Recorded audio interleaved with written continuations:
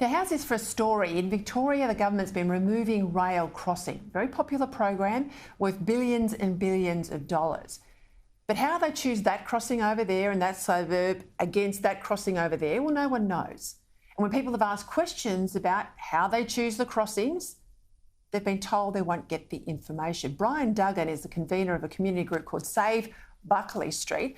He's been fighting since April of 2019 for the information behind the decisions. He even got a ruling from Victoria's Information Commissioner that he could have access to this public spending and this information. But now he's been taken to court by the government to stop that information getting out. Brian Duggan joins me now. I hope I've explained that adequately, Brian, but you were in court today. What happened? I was in court today, and thanks for having me, Peter. Incidentally, Danny Pearson is my local member, so I know Danny very well. Today, they granted me partial access to the data.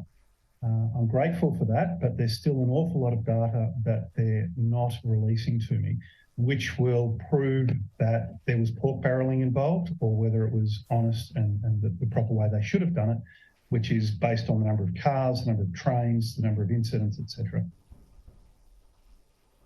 So what's been driving your quest for information? When you formed this group, what was your motivation? So I live in Essendon, like I said, and there were 3 level crossings and an underpass in Essendon. And they only removed one of the level crossings. And now Essendon's a very, very safe seat for Danny Pearson, and there wasn't a whole lot of impetus, I suppose, to remove the other 2 level crossings. So I wanted to know, well, what was the data they used to select those level crossings? And as you said in your introduction, I've been repeatedly knocked back. I took it to the Office of the Victorian Information Commissioner. They agreed with me that the data should be released, and now I've been taken to VCAT for the government to try and stop that release of the data to me.